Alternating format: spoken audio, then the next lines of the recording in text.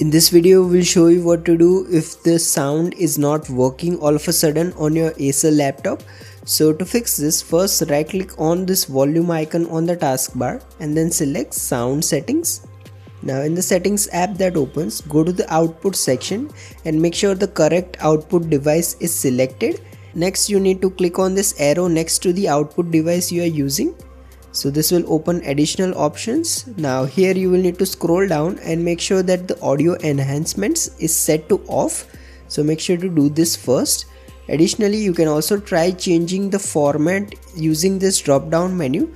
Try using different format and then test the speaker after each one to see if that fixes the problem.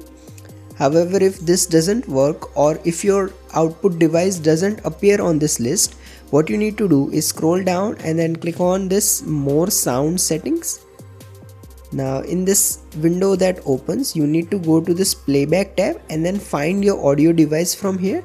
You can also right click anywhere on an empty spot and then select this show disabled or disconnect device so that your device appears on this list. Once you find your device, simply select it and then set it as the default option. Additionally, you also need to go to its properties. Now here go to enhancements tab and select this disable all enhancements option. So make sure to do this. Additionally, you should also go to advanced option and then select this restore defaults option. Finally hit apply followed by OK. Once you have done this, check if the sound is working now. If it's still not, head to the search menu and then type in services. Now select the first result that appears. Now in the services window, you will need to scroll down and locate this Windows audio service. Now double click it. Now make sure the startup type is set to automatic and then click on the start option. Now hit apply followed by OK. Similarly, go to this Windows Audio Endpoint Builder and set it to automatic as well and make sure to start it as well. Then hit apply followed by OK.